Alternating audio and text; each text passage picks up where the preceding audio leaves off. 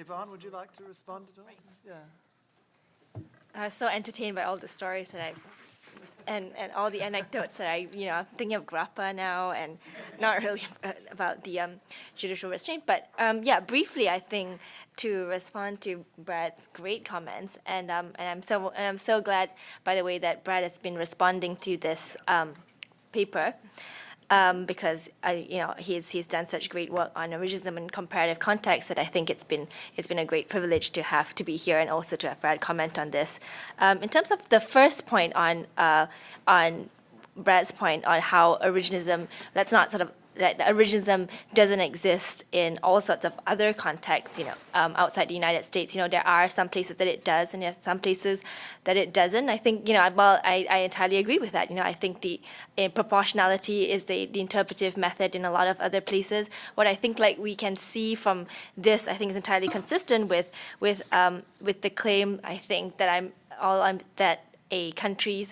what a country finds authoritative or in a constitutional interpretation approach seems to have something to do with the cultural or contextual environment that country is in. And in some countries, there is a tendency towards originalism. Some other countries, there isn't. And even in the countries where there is a tendency towards originalism, that may well turn out in somewhat different variations.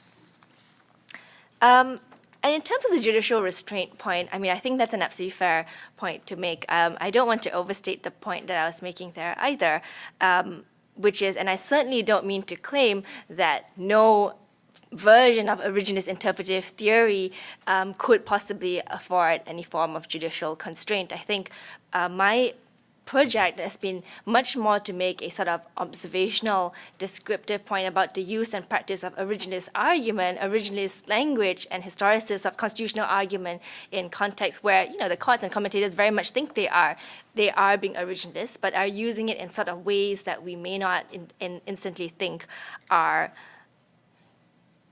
constraining, whether we think of that in terms of democratic outputs or in terms of rights expansion or in terms of constraint, in terms of judicial discretion. I was struck by two things, I think, in what Brad said. These are just minor points that I hope to continue the conversation with, but I entirely agree, I think, I don't think we disagree at all when you say that a version of sort of original public meaning originalism seems to entail that there would be a fixed semantic meaning to the text and that it would be tied to the text in that way. I don't disagree with the idea that an original public meaning version of originalism could well entail that. And I think that in some contexts, we've seen in the Singapore and Australia context, for instance, it seems that in those circumstances, there is a greater link between being tethered to the text or to particular prudential concerns. But I think, what versions of originals are we talking about as we've spoken about the Queen's Italian American relatives or the Canadian relatives? And I think and original public meaning may be one form of originalism that is used in practice, but also original intent type originalism or original historicist type originalism, or sort of even broader historicist constitutional argument appeals based on some sort of argument grounded in the authority in the past. These categories of, I think, constitutional argument, I think not all of them are as easily tethered to the text as perhaps a more original public or semantic textualist meaning of originalism. And so I think that and it would be how I describe my project and how I see the I think I'm more interested in sort of the broader external project of describing not so much what normatively an originalist interpretive theory could or could not constrain in different circumstances, but how, in practice, courts and commentators in sort of different constitutional cultures have used these sort of originalist historicist arguments in practice and the very different sort of outcomes that has produced. So, yeah, I'll stop there. Excellent. Well, I'll take moderator's privilege and put myself on the queue. And questions for each of you. Yvonne, I'm curious about, in particular, the Asian jurisdictions you're looking at, whether there's really a debate about interpretive method. It seems to me that, the United States is in this unique position when it comes to its debate, that we've got this document here that is distinctively a combination of old, abstract, and moral. right? And every other, long-term enforced constitution in the world got its moral language in the 20th century, Canada's included, right? Only a generation ago. So in respect of those, there isn't really much of a gap between original public meaning and public meaning, right? And so there's the sense that a lot of the argument is about what we would see as a sort of internal fight among originalists, I think, but between plain meaning notions within the English common law tradition and purposivism, that is bringing in various forms of evidence intention, lawgiver intention evidence. And a lot of the debate is how much can you look at, the record of the debates and things like that. That's very much a fight that we would have sort of inside the originalist tent. And just coming across to Brad, I wanted to sort of ask, given the way you're describing the way the Canadians are freewheelingly going about their business, I mean, I don't know of any constitutional court in the world that frankly says that the words of the Constitution have less legal status or effect than the words of their judicial opinions, right? And yet I don't know of any constitutional court in the world that thinks that it's okay for its output, for its words, to be read by its community in a non-originalist fashion, right? I don't know of any constitutional court. Is there a Canadian judge who would be content to let, she writes her opinion in English, it's then sent to a French translator to produce the French version for the Supreme Court reports. If he were to come up with his best moral theory about what he thinks she should have said, I mean, how would she feel about that? It seems to me there's a dissonance there. Are any Canadians wrestling with that? Okay, so then Ilya's next. So this is a fascinating paper. I learned a lot of useful stuff. And in particular, I had no idea that in Malaysia and Singapore there are these debates, although I did know about some of the other countries like Turkey. So I want to commend what you've done. I do have a couple of sort of complicating factors which you may or may not want to take up here, but if you don't take them up here, you might want to take them up in future work. One is in thinking about originalism versus non-originalism, you, like a lot of the previous literature, think of it as a dichotomy. Either the court is engaging, either a court or the public debate is originalist or it's not, whereas in reality, I think often it's a continuum.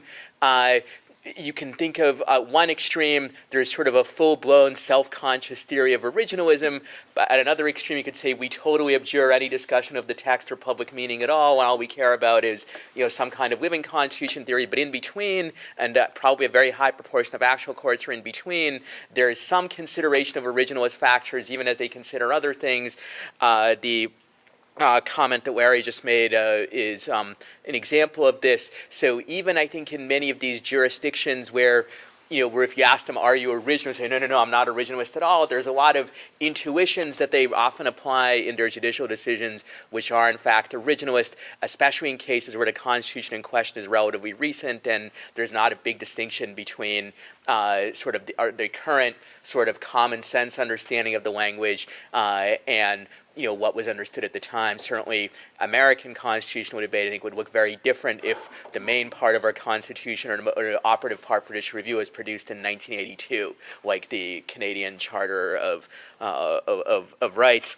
So I think that's a relevant point. I would say a similar complicating point about judicial restraint that with the debate in originalism over in the U.S., it is clear that people who talk about judicial restraint often mean at least two different things. One is not striking down laws passed by the legislature, but the other is being bound by a fixed meaning established at a particular point in time. And notice these two things can point in very different directions. I actually recently wrote a piece about how Robert Bork failed to fully come to grips with this in his thought, but more recent originalists, have recognized this, that in many cases, sticking to the original meaning actually often has radical implications for striking down laws. So I think there's at least those senses of those two senses of judicial restraint. There may also be other senses of judicial restraint as well, such as Scalia's notion of sticking to rules which are readily administrable by the judiciary, which is neither clearly originalist nor clearly living constitutionalist in nature. And so it may be useful to think about whether courts which are originalist are restrained in any of those senses, or maybe originalism has nothing to do perhaps with either kind of restraint. But I do think, so I think there's a lot of great stuff here, but I also think that there's some sort of additional, more fine-grained distinctions that can be made to sort of further help understand what is actually going on in these countries, and how it compares to what is happening in the U.S. and elsewhere.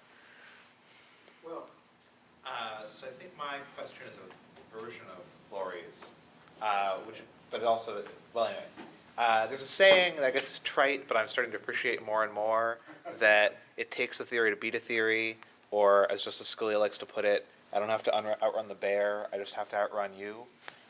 When thinking about originalism's sort of pros and cons, whether it restrains, what it does, the big question is compared to what?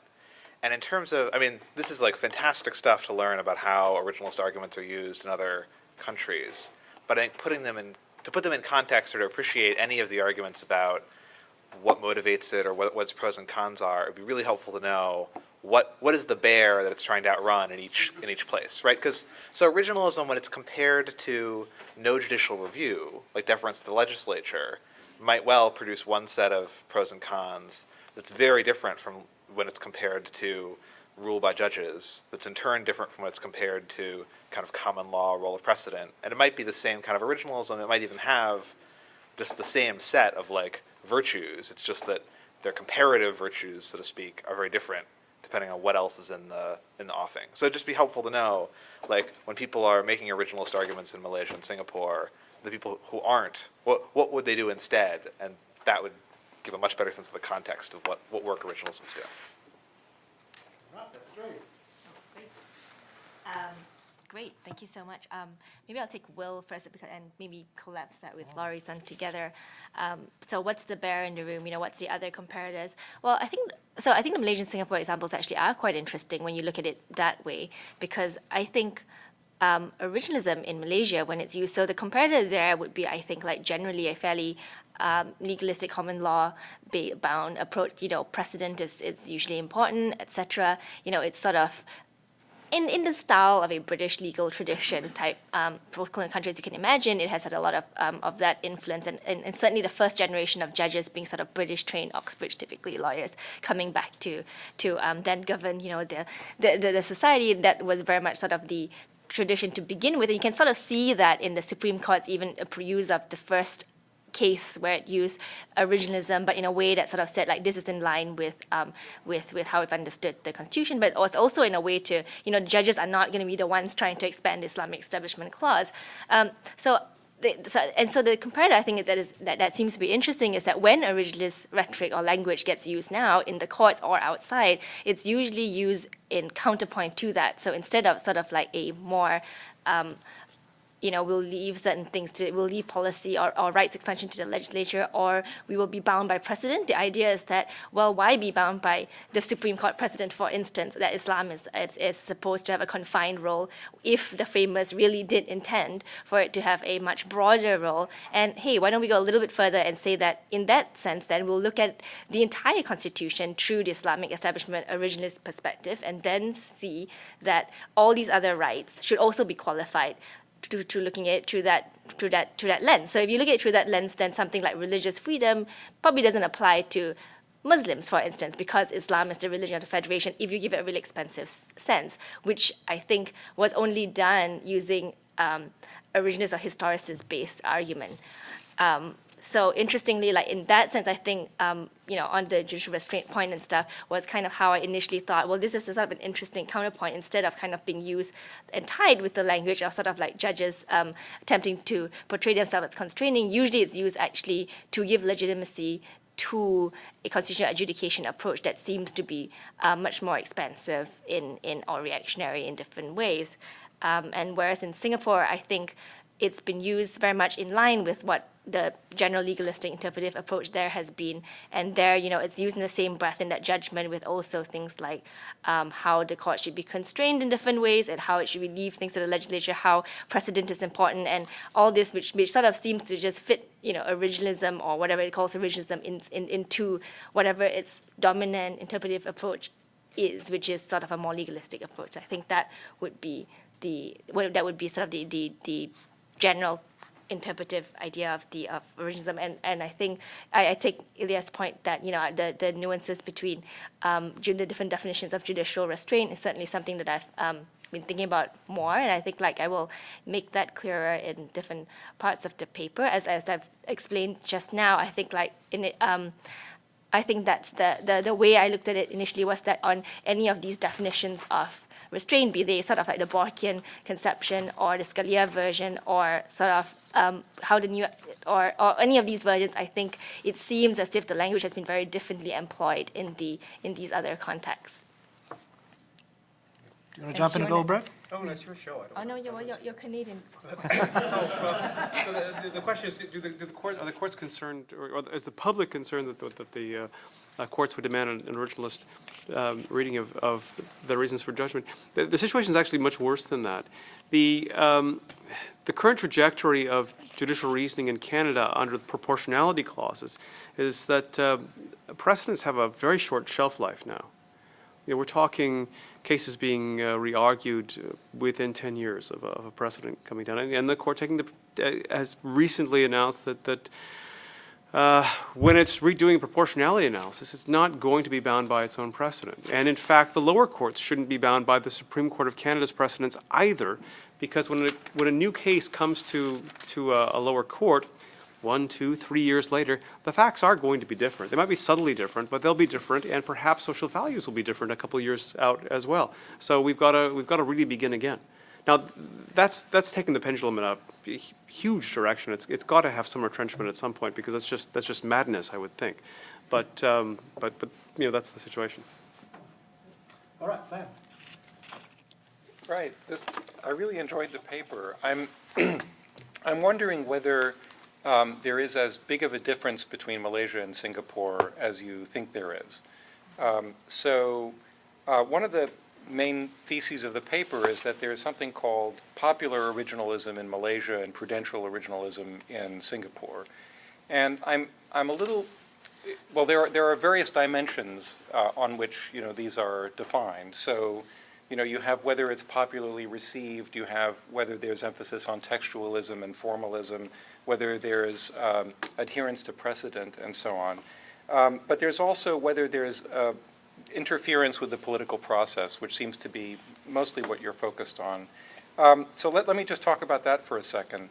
In the generalization that you want to make about the Singaporean system, which you think of as prudential, is one according to which the court avoids interfering with the political process. But this is on the basis of as best I can tell, on the basis of the analysis of a single case, which is the death penalty case. And in that case seems to concern the lack of, the absence of certain provisions that you might use to overturn this particular sentence, right? That what's absent from the Singapore Constitution is a provision prohibiting inhuman punishment or something to that effect. And maybe in that kind of situation where what we're talking about is the absence of something, it makes sense to say, well, the court was just deferring to the political branches and it wasn't inserting itself. After all, there was nothing for it to hang anything on, right? There just wasn't anything.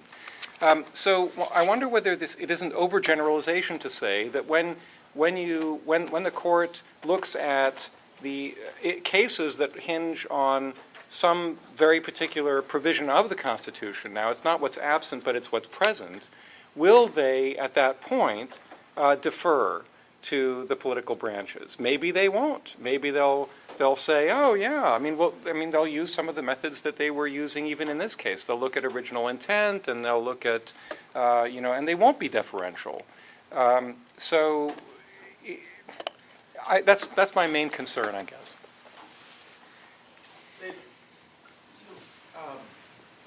I think a lot of people might be called originalists who don't think that they're originalists, and that it might be usefully so called. And what I'm wondering is, to what extent is that true to the extent that you guys know, I certainly don't know, about foreign countries?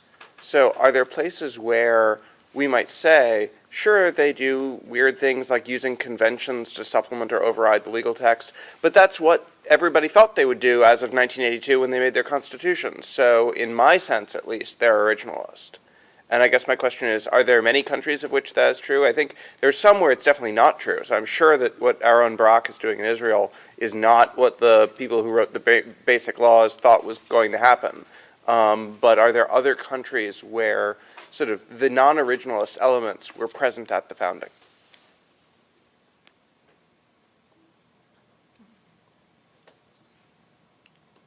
Larry? Yeah, really interesting project, just because, we're so parochial over here that, we don't look very far.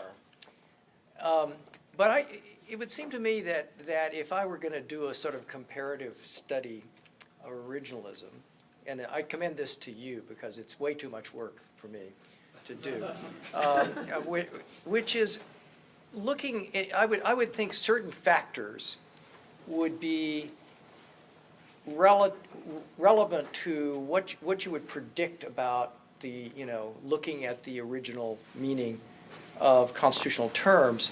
So one that's obvious and has been mentioned by Brad, is the language clear and determinate, or is it vague and aspirational, and so forth. And even there, it's not clear that when you're dealing with vague and aspirational language that you're contravening original meaning, because it's not clear what the original meaning is in those cases. But when you have a clear and determinate text, then the prediction would be judges will be pretty originalist about that. It's just, and that's just a prediction.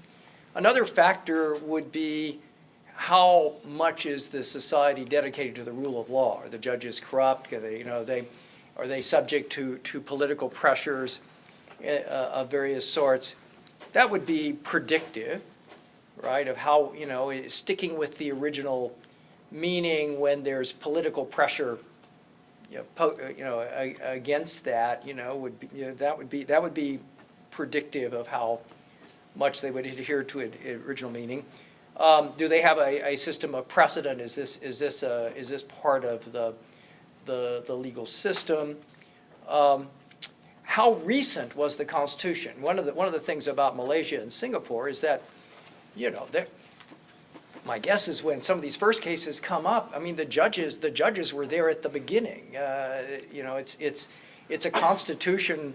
It's not a huge country.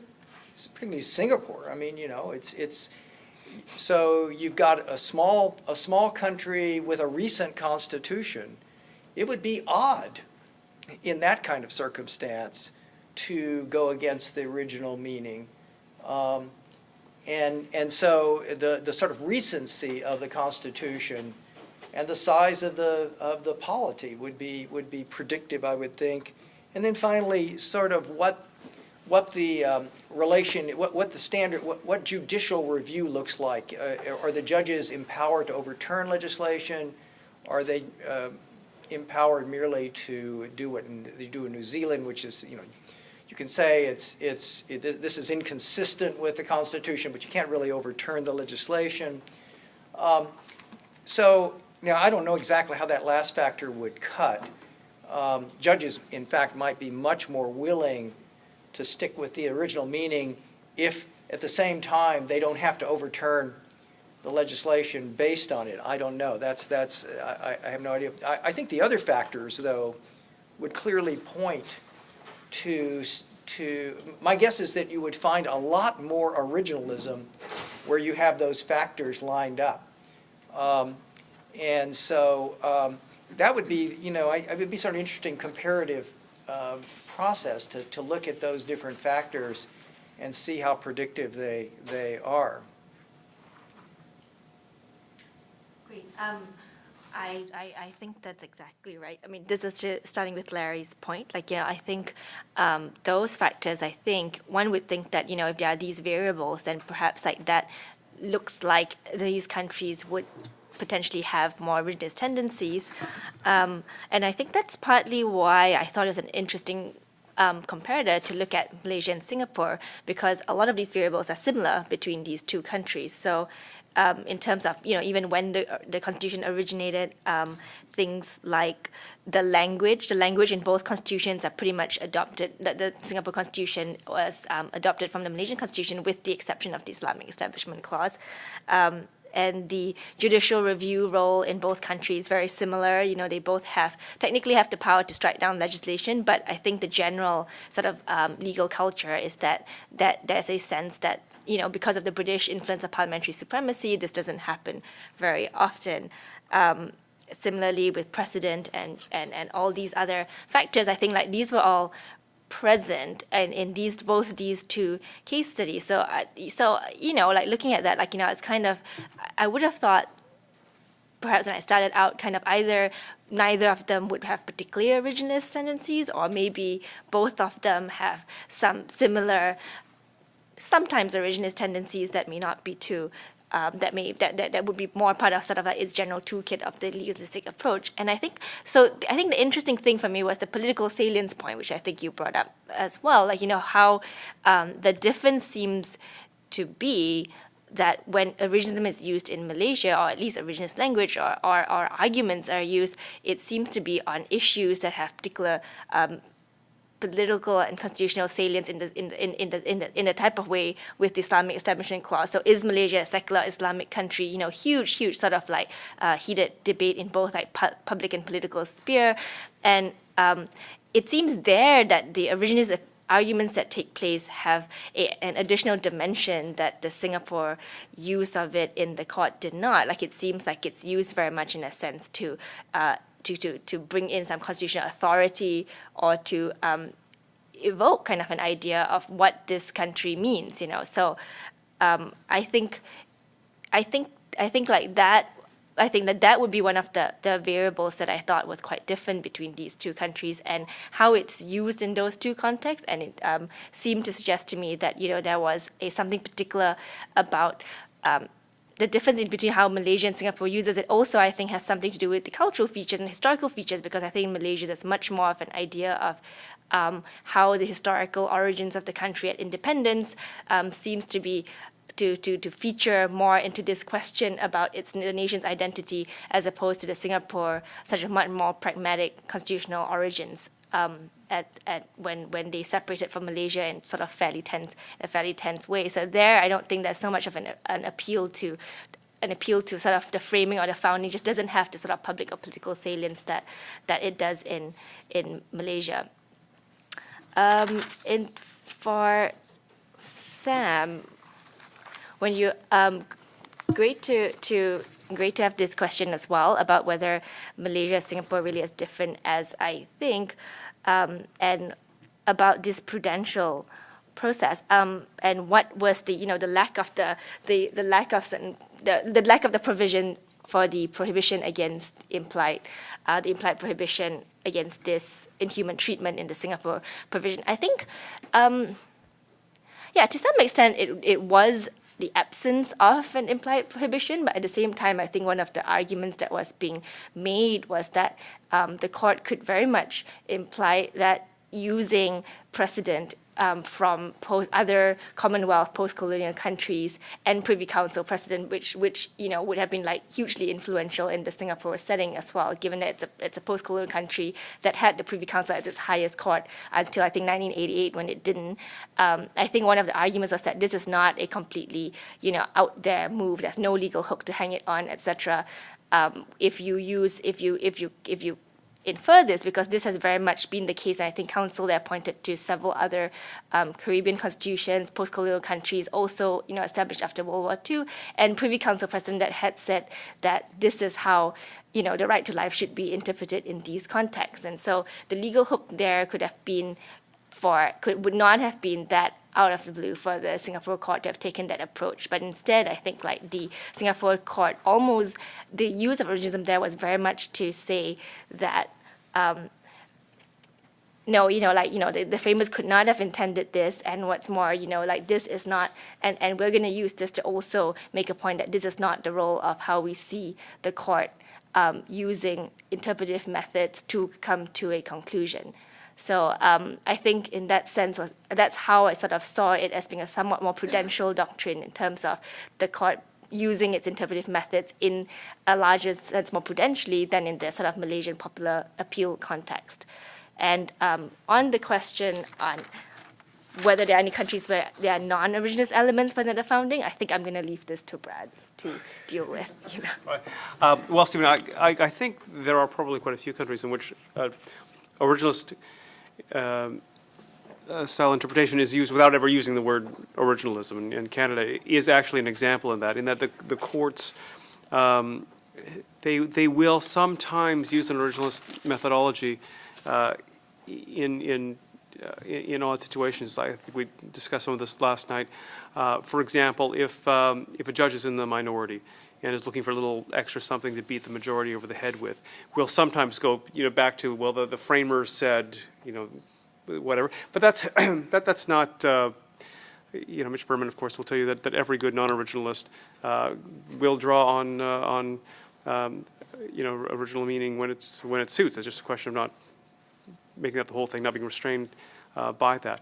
Similarly, if it looks like there's a set of cases which are called Confederation bargain cases, which have to do with the deal that was reached back in 1867 to bring the colonies together, the original 4 colonies together into Canada. Some of the maritime provinces were extremely reluctant, and they needed some reassurance that their Catholic minorities were going to be well treated within, and their French-speaking Catholic minorities were going to be treated well within this much larger English-dominated federation. And so there was stuff written in about guarantees for Catholic education, which are still in force today. The Supreme Court has to hold its nose when it refuses to strike those down. That's in the Constitution. That was part of the bargain. We have to actually give effect to the bargain here. That looks originalist to me. And there's other stuff like that. Right, Mike Ramsey. I think this is a great project. I learned a lot from this, and I think it's very interesting to think about how other countries and cultures think about originalist arguments, particularly because there is this sense, and I seem to see this this paper pushing, the most important part of this paper, and pushing back against the idea that there's something sort of weirdly American about originalism, and that so it is significant just that there are some examples of originalist arguments in other countries. And in particular, what struck me about that was the Singapore example, because the part of the story of sort of the weirdness of American originalism is that it is a veneration of the founders, which I gather is not really something that is an aspect of Singapore's originalism. They don't have that kind of veneration, and the fact that these kind of arguments resonate in Singapore, as they must be doing to some extent, because the court is making them in this case, suggests that there's something sort of, I don't want to say universal, but something that goes across cultures in the appeal to originalism. And you say in your implications, originalism is context dependent and culturally contingent, which I don't doubt that's true in a sense, but isn't there also an implication from this paper that there is something that transcends culture, particular cultures of individual countries, because it is at least suggests, and I think we wouldn't want to be conclusive on this on the basis of a few examples, but it suggests that there is something that appealing about originalist arguments that is not uniquely American and and doesn't flow from cultures that are similar to the United States in ways that would generate an American style originalism, if that makes sense. So I mean, this seems like a really very important, significant project. So that's the second part of my comments, though. So I really like this, and the second part of my comments, though, is to suggest that perhaps it might be overclaiming just a little bit, in the sense that I think some of the comments have already suggested, including Ilya's in particular, because it seems like that all this establishes is that originalist arguments are sometimes used in other cultures. And I think that is significantly short of establishing that these cultures are originalists, in the sense that most people around the table would think about it. Because it's not, originalism doesn't consist simply of making originalist arguments, but it also consists of rejecting at least certain other kinds of arguments, not necessarily every kind of non-originalist argument, but you cannot be an originalist if you use originalist arguments, but you also use anything else that comes to hand when you need a particular weapon. And in a sense, to illustrate that, I might ask, applying your sort of methodology, if we asked, was the United States Supreme Court in the 1970s originalist? And my guess is that most people here would sort of think no. But I'm not sure but what I could prove that it used originalist arguments, at least by the selection of a few cases. I think there's a difference between using originalist argument. I think it's very significant. I don't want to make this sound like an extreme criticism, because I think it's very significant that originalist arguments are used. But I think that's different from saying that the legal culture is in some sense originalist. And so I guess the further inquiry that I would see as a future project is to try and figure out the extent to which originalism is embedded in the legal culture in these countries, which I think goes not so much to the question of are originalist arguments used, but to what extent are non-originalist arguments used in leading and potentially controversial cases. And I think that there is a significant difference between having a culture that uses whatever arguments come to hand and including originalist arguments, and one where originalism really sort of the more predominant one. But just to circle back to my initial comment, I also think there's a significant difference between a culture where originalist arguments just aren't really credited because they don't carry any weight with any sort of audience that a judge or other interpreter would have. Which I'm not sure if that's where Canada is or not, but it sort of sounds like maybe they might be that way, versus a culture where they're at least taken seriously as really adding to your argument into something that is persuasive in its time and when convenient. So anyway, I think maybe there's sort of three. It's not originalism or non-originalism. It's sort of non-originalism, some of both, or originalism. And again, even that's like wildly overgeneralized. But so that's sort of the question: as between the latter two categories, where do these cultures end up falling? Okay, so I had thought that Stephen Sachs had asked my question, but I don't think the panel understood it that way, and I may be mistaken. So.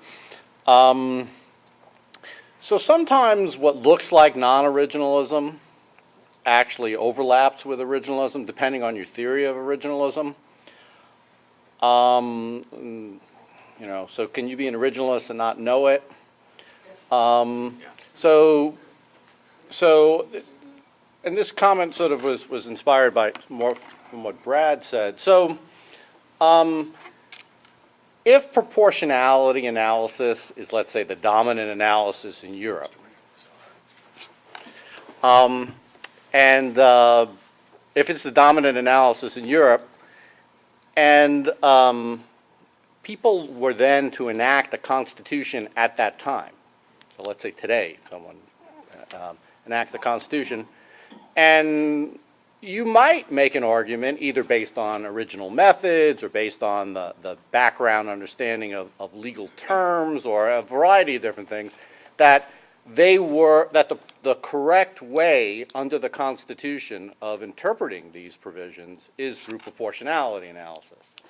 So to take a sort of hypothetical from in the United States. South Africa, I think you can probably go with that.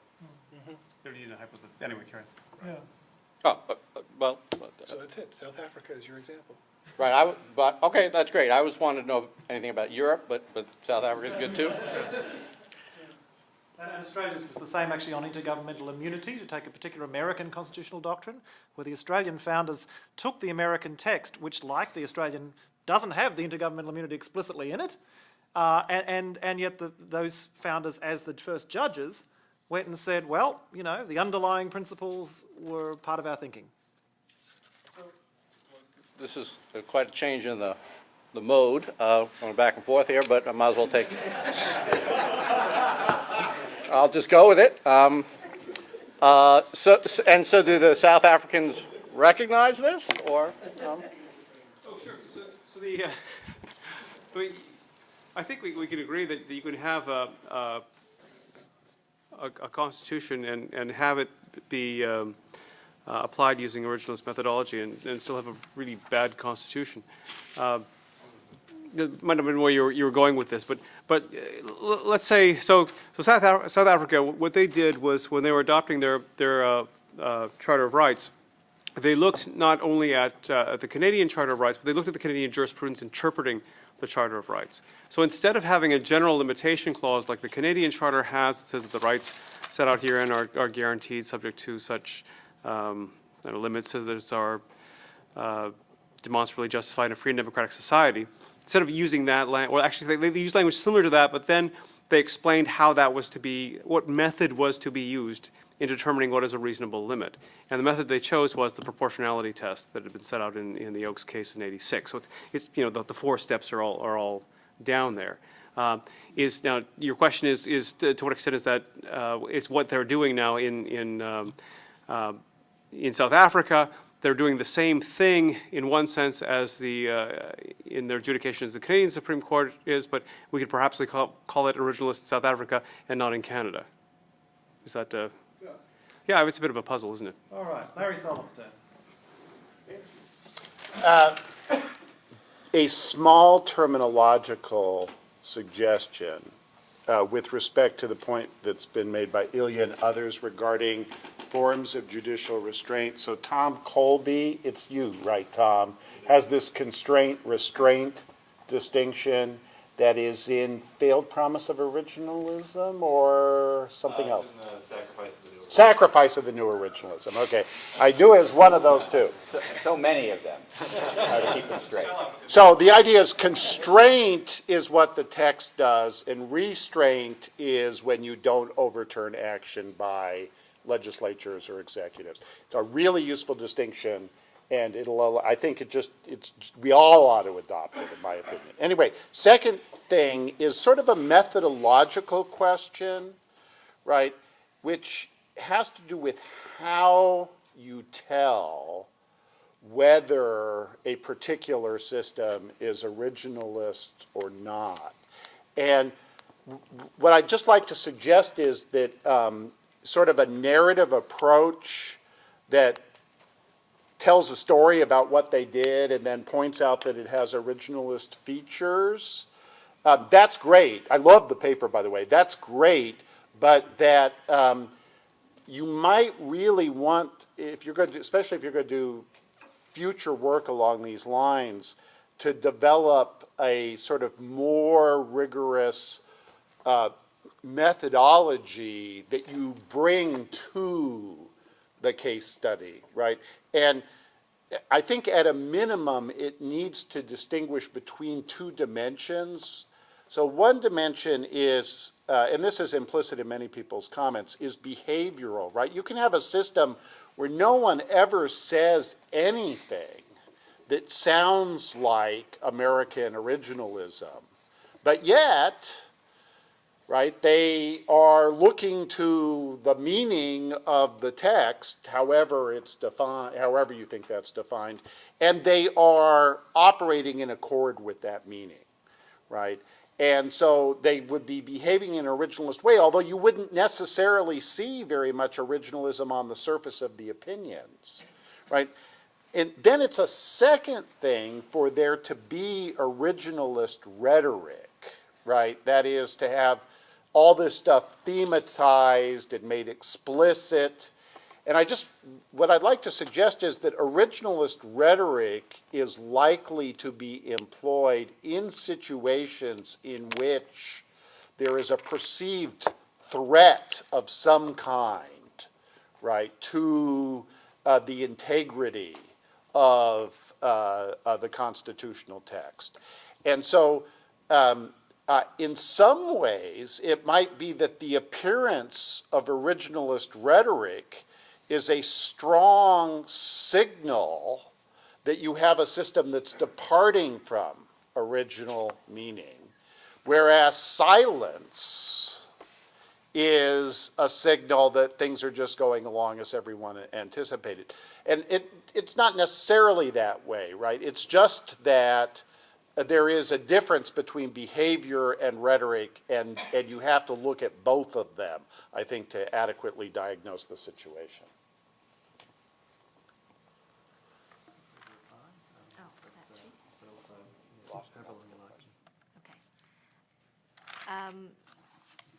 Great, thank you so much for all the comments. And Mike Ramsey, on the point on whether or not this means that originalism in some sense is universal, well, I mean, and we've had a lot of discussion already about, you know, the countries in which there may or may not be sort of originalist tendencies, whether or not proportionality is that or not. I think it might be over-claiming to say that, you know, that it is universal in some form in all sorts of countries, but I think I think the point, though, that you've raised and which I do, and I'm thinking about is kind of, well, what it does bring to mind is that, you know, besides just sort of conceptual and normative justifications for originalism when it arises in a particular legal culture, perhaps, you know, looking a little bit more broadly at sort of these different comparative examples, which, as you point out, some are partially originalist, some are not, you know, well, I think some are not originalist, some are originalist, some may be sometimes originalist, as you say, and not completely originalist on a pure originalist interpretive methodological approach, seems to suggest to me that, you know, like a completely conceptual argument that, you know, for instance, that originalism must sort of inhere in written constitutionalism or other forms of conceptual arguments like this may not work so well when we kind of look at the different countries with and without constitutions where originalism exists in some form or the other. And similarly, two normative arguments sort of based on whether or not it has a rule of law constraint, etc., those type of arguments, again, as we've seen, like, you know, it seems debatable, or in some of these contexts, especially when originalist rhetoric has great popular salience. So in which case, I think like it suggests that we look to the idea that there might be some other form of justification that supplements the normative and conceptual justifications, and that I think has to be found in some sort of explanation of why a particular constitutional culture finds originalist arguments attractive or takes them seriously, as you point out. And I think that very much has to be something that is looked at in the cultural features or the cultural memory or political traditions of a particular constitutional context. And so I think that would I think be the point that I try to make when looking at which constitutional cultures look at them seriously or otherwise. And I agree with you that that there's probably a spectrum of how originalist a country is, and I don't suggest, I think, that these cultures are necessarily as originalist all the time in the ways that we could define originalism as a theoretical concept. But then I do think that there is something salient to be learned from how seriously the use and practice of originalist arguments are made in these different contexts. And Larry, I think like the 2 points both well taken. I think the judicial restraint constraint point, actually, that's also something that I have read Tom Colby's article on. It was very helpful in thinking about this, and I think that's something that I will, as has come up in a lot of the comments, will be something that I do look into in terms of clarifying terminology when necessary. And methodologically, I think behavioral and originalist rhetoric, I find this particular dynamic really fascinating as well, particularly in the Malaysia and Singapore context, where it seems that it goes, in fact, sometimes not hand in hand and sometimes hand in hand. So, for instance, in Malaysia, it seems that they both use the the rhetoric and the language very, very much, really, in the public context, as well as also it seems as if there is an attitude towards thinking or behaving as if these arguments actually do make sense or do carry special authority, and which side actually claims them actually has the particular authority on these positions, which I think, again, seems to me to suggest that the form and and how seriously the constitutional culture takes these arguments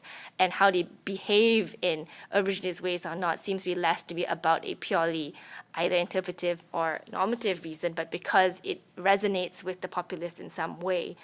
And I think that's an important distinction that I will also take on board. Thank you. Well, 6 other distinguished people had insights for you, but we're beyond 4:15, so hopefully they can share those with you later. Oh, thank you. you.